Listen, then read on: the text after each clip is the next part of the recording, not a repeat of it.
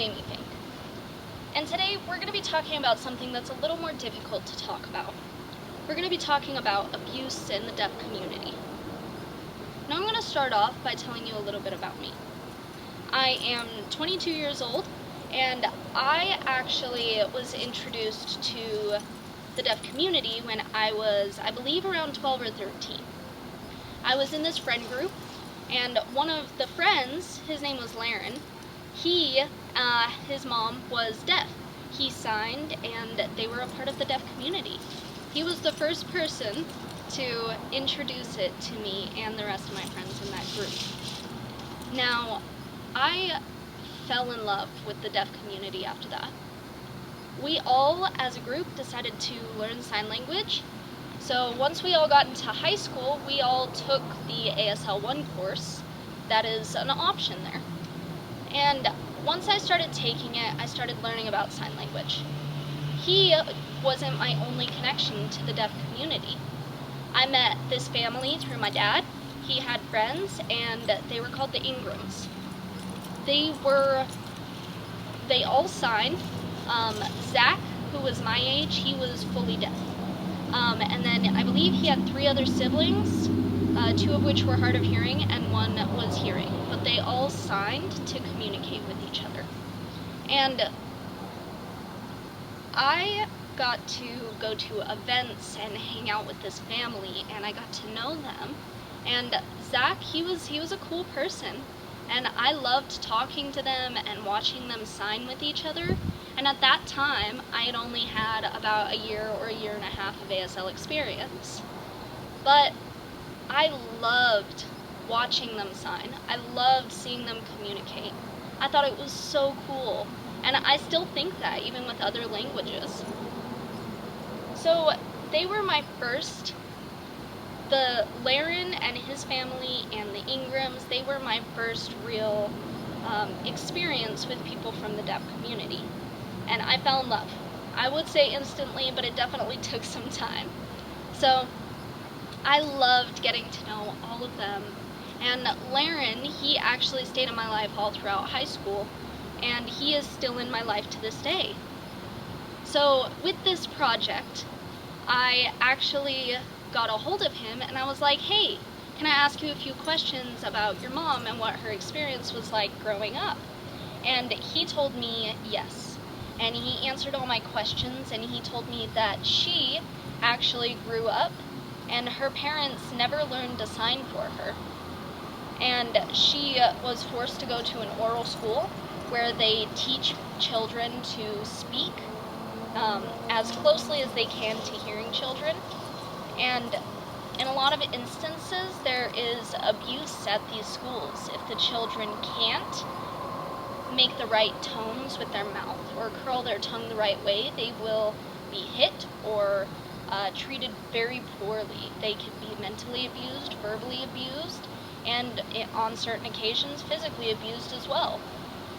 Now, another thing about her is she grew up, like I said, and her parents never learned to sign for her. That's another type of abuse. I mean, she must have been in such a solitary state growing up, not being able to communicate with her parents, and only having sign language, and them not being willing to learn for her. And so eventually she ended up going to her high school, where she did make friends, but the majority of the high school was hearing, and not many of them learned to sign for her. So that was very difficult for her, but now she's got a kid and she's living a great life and has a lot of friends in the deaf community, and she is actively a part of the deaf community. Now, I want to talk about more relationship abuse as well. So there's a lot of different forms of abuse. For many of you that do know, there's mental abuse, verbal abuse, physical abuse, and even more. With relationships, it's very common for there to be mental and verbal abuse. Physical abuse is less common, but it is still common. Now, I'm going to give you a scenario and say there's a hearing person dating a deaf person. So the deaf person uses sign language mainly to speak. And yes, the hearing person learns sign for them. They become their main translators. They go out to a restaurant together and they will order their food for them. Or they go to the bank and try to open a bank account, and they are translating for them.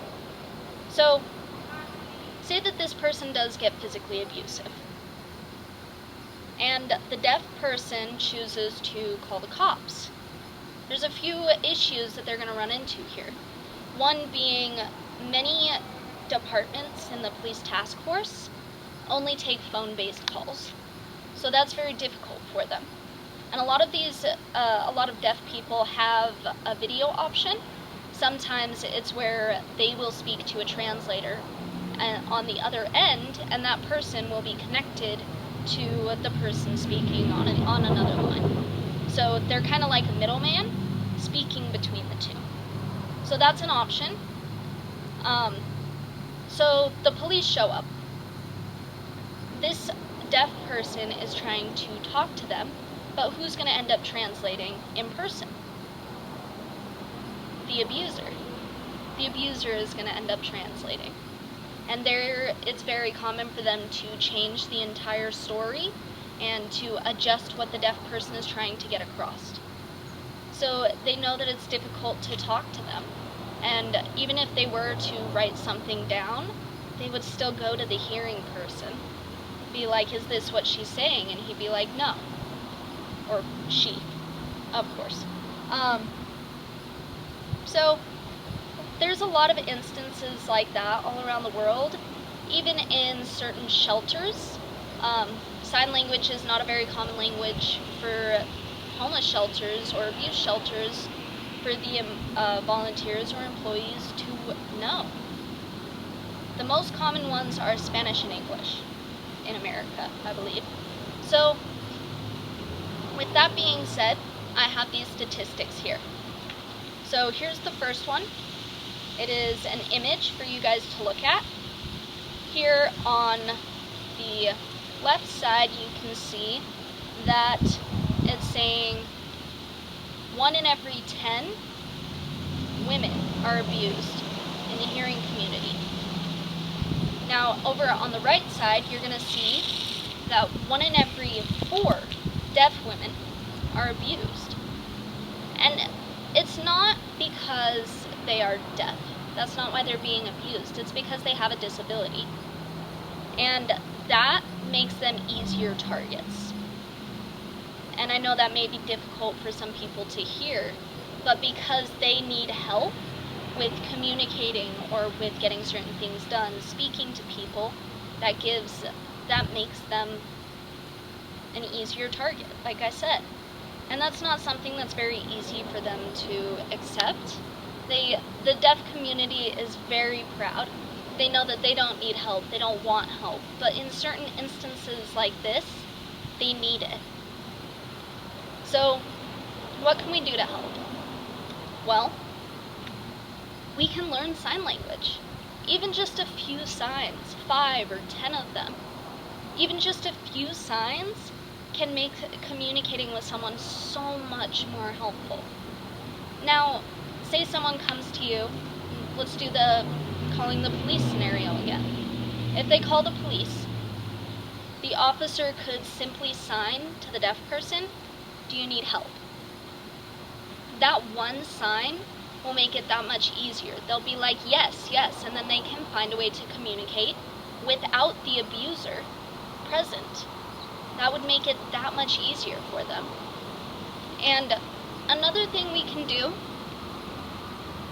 is just to become more aware of what's going on, what's happening in this community.